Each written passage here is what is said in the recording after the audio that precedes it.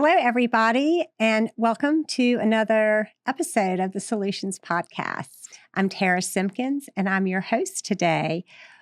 We are talking about those moments when we feel angry, and then immediately after that surge of anger, we feel the guilt and the shame that wash over us because a good mother, a good wife, a good daughter, a good friend, she never, ever, ever feels angry. Or so some crazy part of our brain thinks. And because of that, we tend to go into these spirals of judgment. Well, I want to offer you a lot of relief today and tell you no more judgment spirals when this happens to you because it is totally normal. I'm going to share a story with you about something that happened to me recently, and it's a story I shared in the Soulshine Labs this week, and my phone has just been like binging off the hook from the members in the Soulshine Lab saying, Tara, thank you so much for sharing that with us. It really meant a lot. That was a great class. So listen to the introduction and meet me on the other side. Einstein said, we cannot solve our problems with the same thinking we used when we created them. Most everyone in the world is solving their problems the wrong way. Our problems come from our thinking, and we can solve them with our thinking. So whether you're at your lowest, just trying to grow, or whether you are trying to sustain growth over your lifetime, join us as we push the boundaries of our current thinking and redefine how we find solutions. The hope and the strength and the love and the smiles and the laughter of friends and family. Add it up, you'll find no limit to the possibilities. All right, I feel a little bit like Melanie, cute Melanie from the We Do Not Care Club right now because I have a set of sunglasses on the top of my head with keeping my hair back. And then I have my readers that I'm going to put on at the same time. I'm only missing a yellow highlighter and a clipboard and all the other things that cute Melanie uses in the We Do Not Care Club. But this topic today, I think, is one of the reasons we get to the point of just resignation, throwing up our hands and saying, we do not care. Like, I cannot care about everybody else's needs anymore. And it's because we have some, invisible list of all the things that we are allowed to do and not allowed to do as a good wife, a good mother, a good daughter, a good friend, just a good woman in general. And one of those things is really being legitimately upset and angry at someone or a particular situation. Because as soon as that happens, we think to ourselves, a good wife would never, ever say that to her husband, or a good woman would be cool, calm, and collected and in this situation and never just be seething with anger. There's some invisible code that has been passed down to us from previous generations that says this is how a woman acts. And one of the things that a woman is never is angry.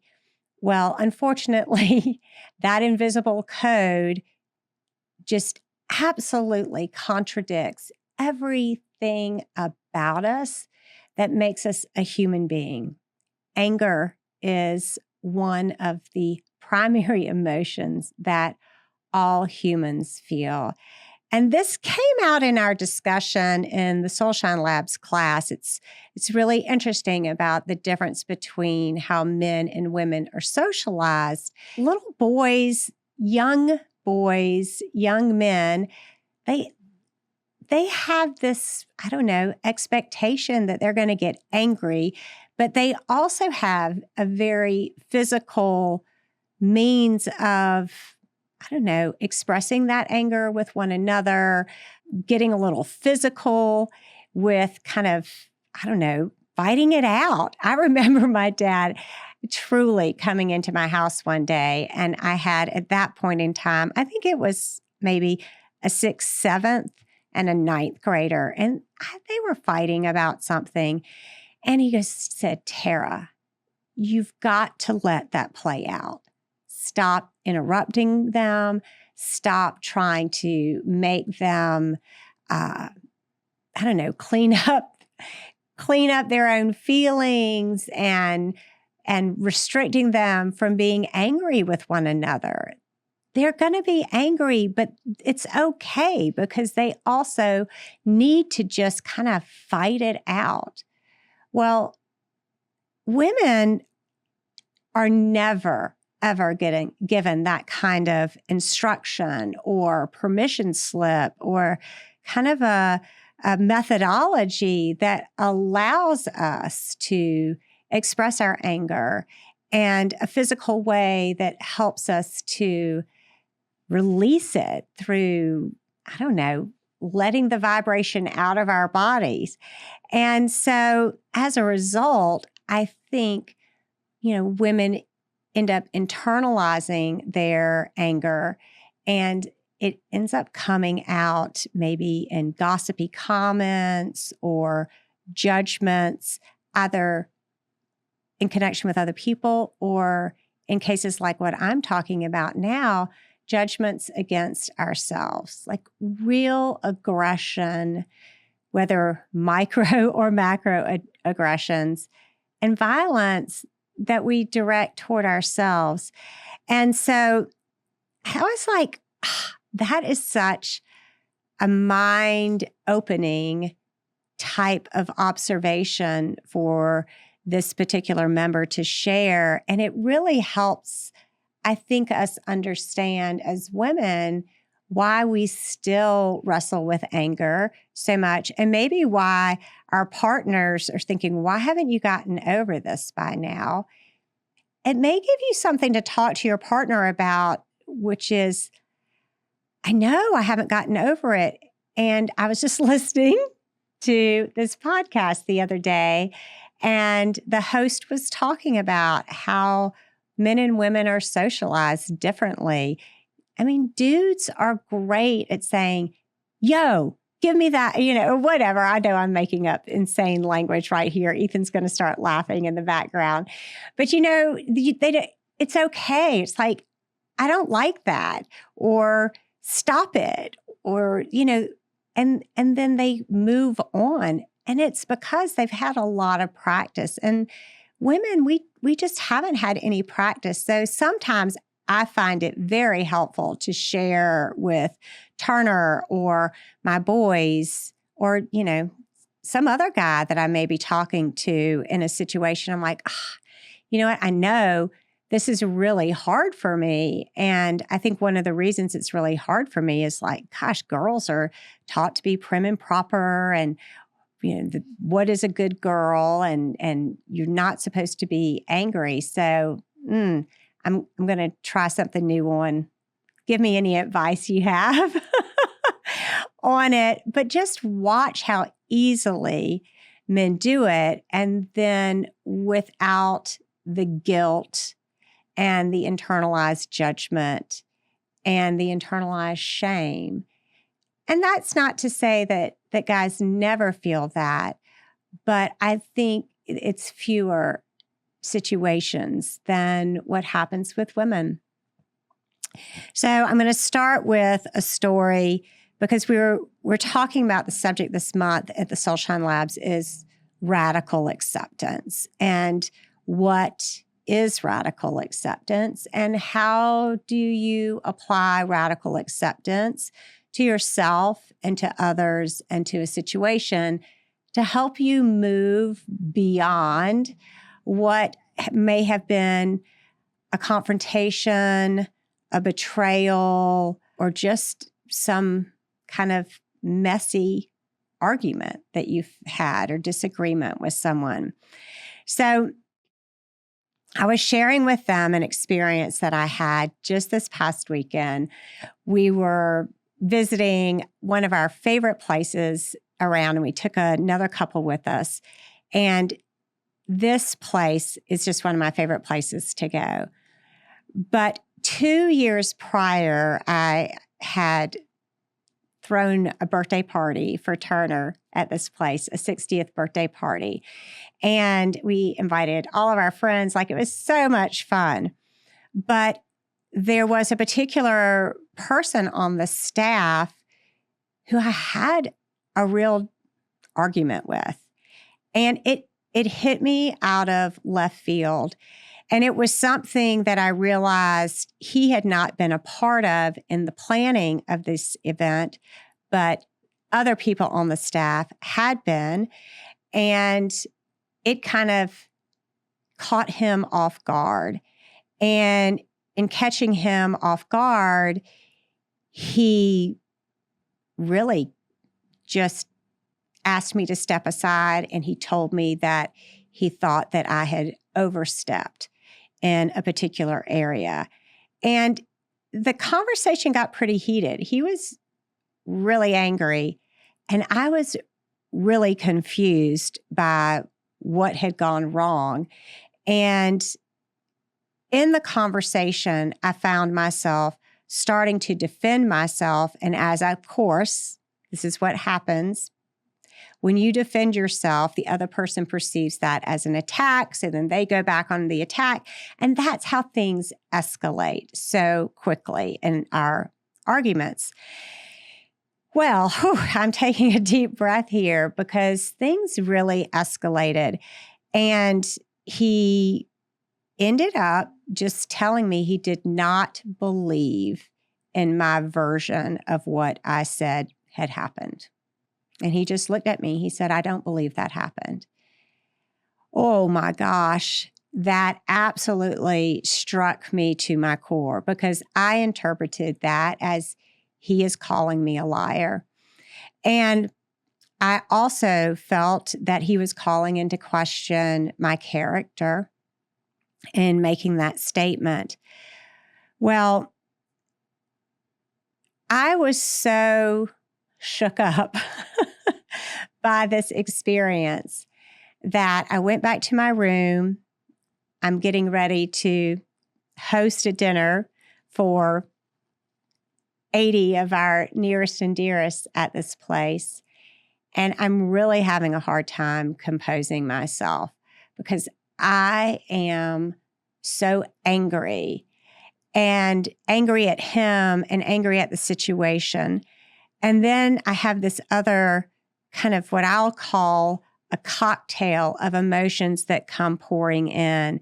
I noticed this element of shame that came in for me that was not present day shame because I wasn't ashamed of anything that I had done. Like, I really had followed all the steps and communicated very well with this group of people. And I just didn't know that I needed to communicate something with this person. I thought that was being handled. But you will all appreciate this because as members of the sandwich generation, during this time where I was planning this event, my father was literally dying. He had been in and out of the hospital. I was leaving him in the hospital with my mom and my siblings to go host this event for my husband. And he did die 3 weeks later. And so, while I'm planning this event, and this is what we talk about for all of us, where we're highly capable, highly accomplished women, but the capacity that we have to handle all of the things at the same time, we just can't check every single box like we like to do. And so in this situation, I just missed checking that box and didn't trusted, that I had checked all the boxes that I had. So in addition to this shame that I felt, which was really little girl shame, like I felt like that authority, when you're a school teacher, you got called into the principal's office, like you're accused of doing something and you're just terrified, that shame. But then I also had this judgment on top of that I was using against myself. It's like, Tara, how could you miss it? How could you have missed that? So it was just this real cocktail of emotion, of anger and shame and judgment. And, I'm kind of wiping the tears. I don't want to share it with my husband because I don't want to spoil this birthday for him. And I certainly don't want to let on for anyone else that is at the party what has just happened. And so, kind of just, I sucked it up, put on some concealer, a sparkly top, and some lipstick, and my best smile, and walked into the party. But what I had with me at that time was that accompanied me in, and this is what I kind of led with in the introduction. I had this well-tended to practice for myself of radical acceptance. And what does that mean? What does radical acceptance mean? Like, it's a sense of deeply understanding and accepting whatever it is that you are feeling at the time before you need to accept what happened and the other person's position. And so this radical acceptance is, and if you're watching on YouTube, you can see me do it. I do it, I think, every episode, but I'm placing my hand over my heart. And I took some deep breaths. And I was just able to say, hey, Tara, that was really unexpected, really hard, and really uncalled for on that other person's part. And that hurt. I mean, you have every right to be angry for someone who speaks to you in that way, who doesn't know you, who is making personal assumptions about you. You did the best that you could do with the situation. I mean, I did even tell him when he was yelling at me, I was like, I was like trying to be strong. I was like, I'm so sorry. I mean, my father is dying. I was like pleading with him. I was pleading my case for myself in that moment. And it didn't make any difference to him. And I think that was really what got me. But I was, as we like to say, deep in my feels.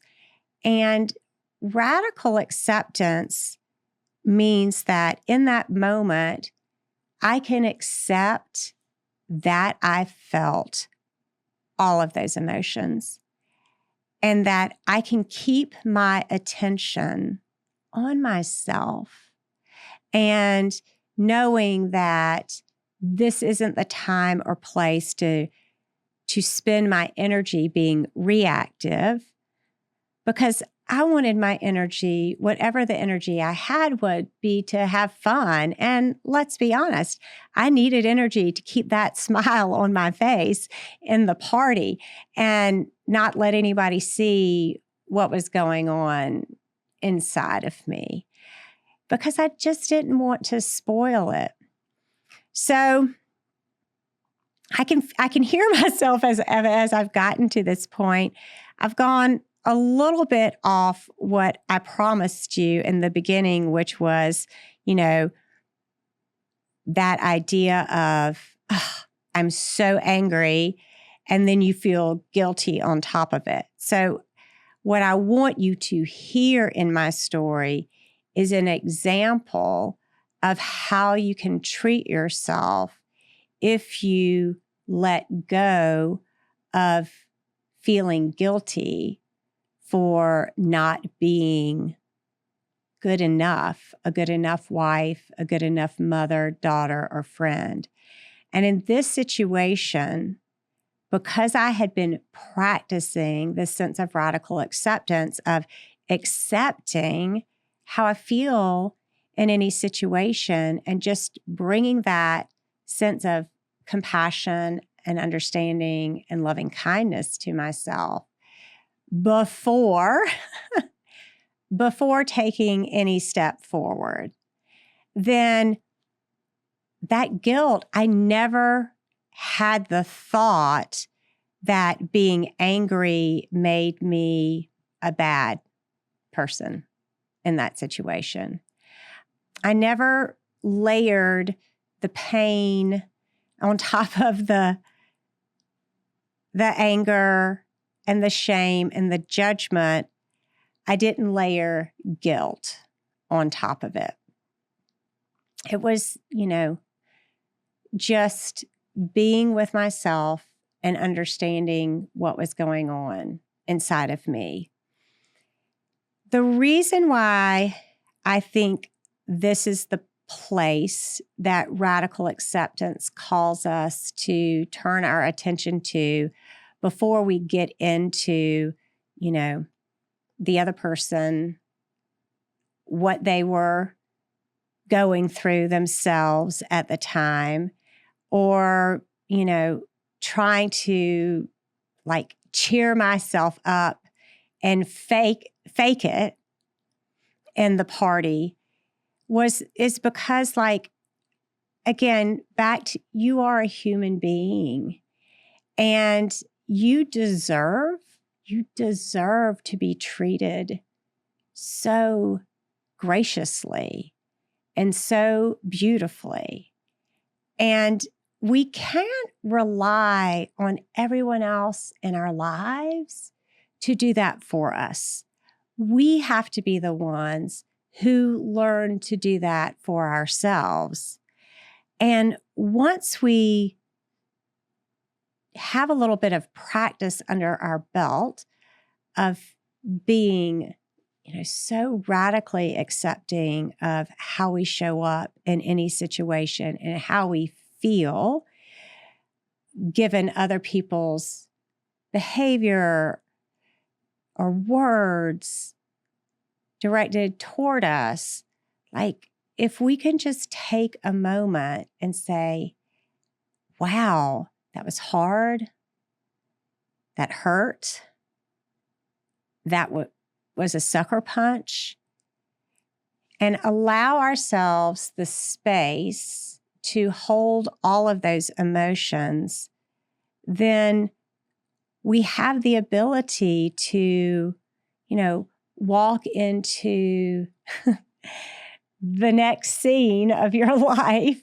walk into the party with this sense of, again, just acceptance and compassion and kindness, and maybe even, manage a little bit of a smile on our face so that we will be interacting with other people as the truly authentic version of ourselves.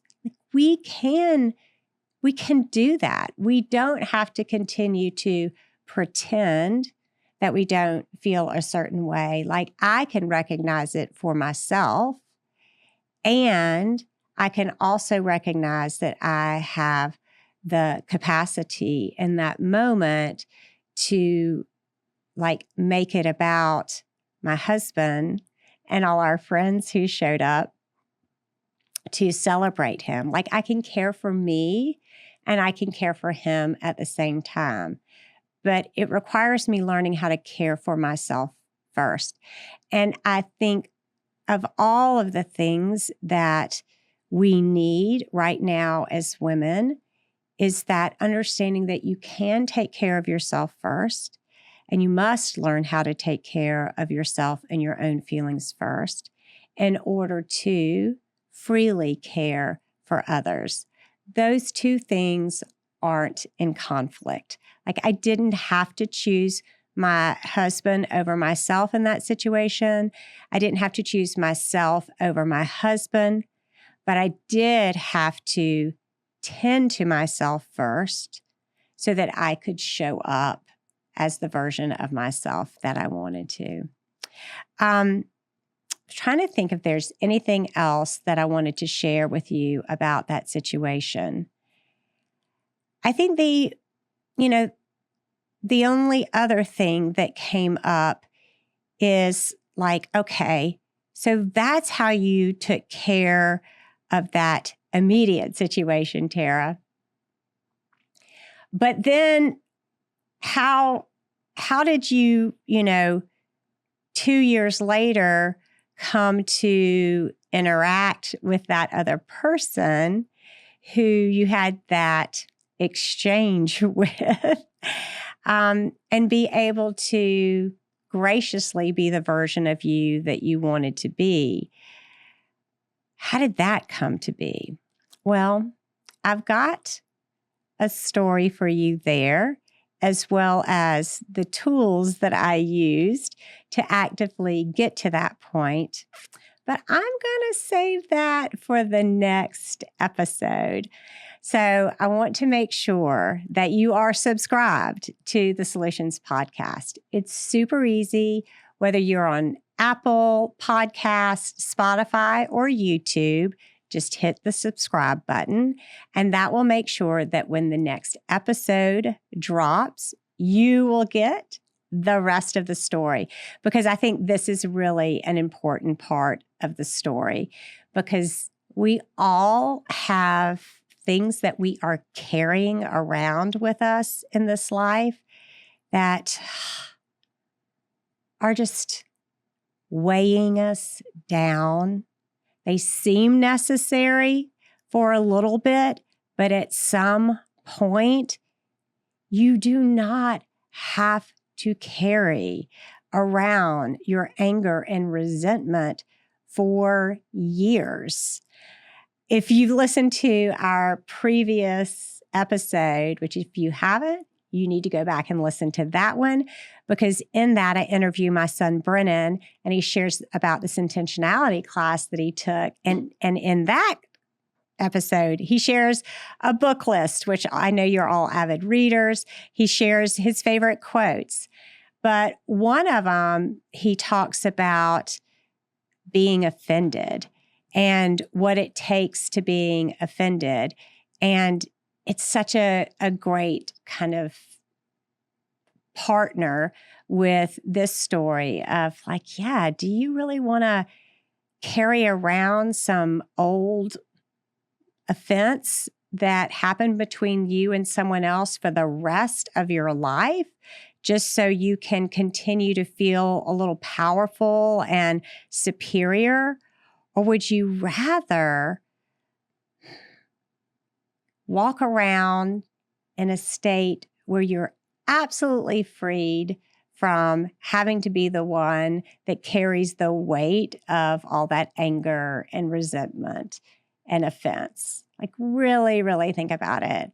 Life is short, my friend, too short for you to use any more of your energy in feeding like the stories and the narratives of prolonged resentment and offense.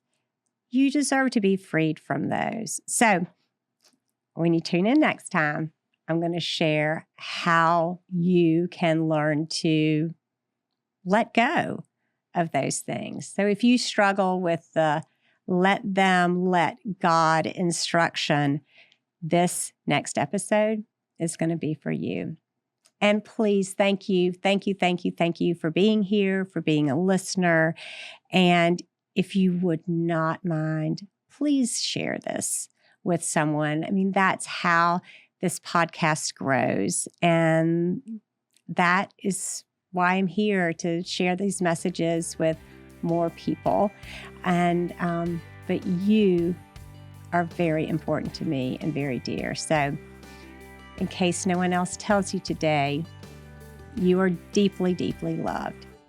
Have a great rest of your week, and I'll catch you in the next episode. 'Cause I ain't done living the life I'm meant to lead. And I ain't done loving the ones who cared for me. The hope and the strength and the love and the smiles and the laughter of friends and family. Add it up, you'll find no limit to the possibilities.